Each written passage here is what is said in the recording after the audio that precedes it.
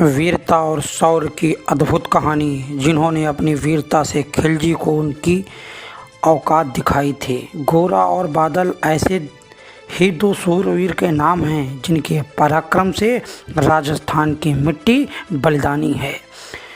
गोरा और बादल दोनों चाचा और भतीजे जालौर के चौहान वंश से संबंध रखते थे। मेवाड़ की धरती की गौरव गाथा गोरा और बादल जैसे वीरों के नाम के बिना अधूरी है। हम में से बहुत से लोग होंगे जिन्होंने इन शूरवीरों का नाम तक न सुना होगा, मगर मेवाड़ की माटी में आज भी इनके रक्त की लालिमा झलकती है। मुगड़ोत नैन सिंह के प्रसिद्ध काव्य मारवाड़ र परगना री विगत में इन दोनों वीरों के बारे में पुख्ता जानकारी मिलती है। इस काव्य की माने तो रिश्ते में चाचा और भतीजा लगने वाले ये दो वीर जालौर के चौहान वंश से संबंध रखते थे, जो रानी पद्मिनी की विवाह के बाद चित्तौड़ के राजा रतन सिंह के राज्य का हिस्सा बन गए थे। ये दोनों इतने पराक्रमी थे कि दुश्मन उनके नाम से ही कांपते थे। कहा जाता है, एक तरफ जहां चाचा गोरा दुश्मनों के लिए काल के समान थे, वहीं दूसरी तरफ उनका भतीजा बादल दुश्मनों के संहार के आगे मृत्यु तक को शून्य समझता था।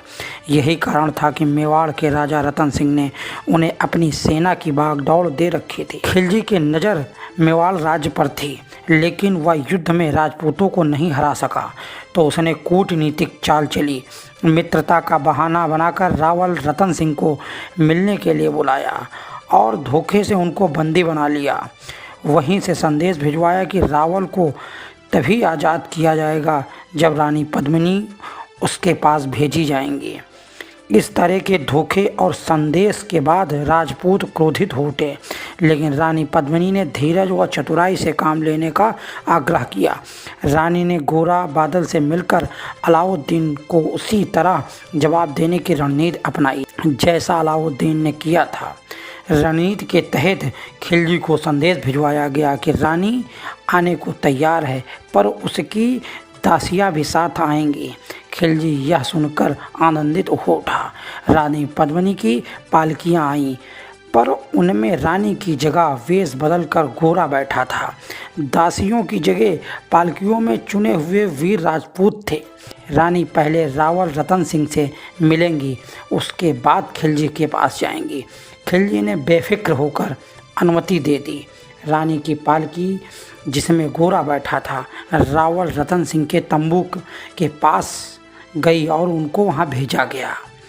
गोरा ने रतन सिंह को घोड़े पर बिठाकर तुरंत रवाना कर दिया और पालकियों में बैठे राजपूत खिलजी के सैनिकों पर टूट पड़े।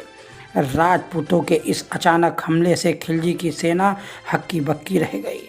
जब तक उनको कुछ समझ आता, उससे पहले ही राजपूतों ने रतन सिंह को सुरक्षित अपने दुर्ग पहुंचा दिया।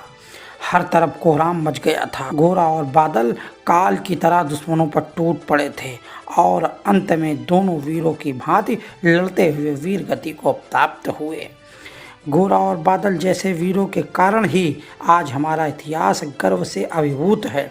ऐसे वीर जिनके बलिदान पर हमारा सीना चौड़ा हो जाए, ऐसे वीरों को कोटि कोटि नमन है।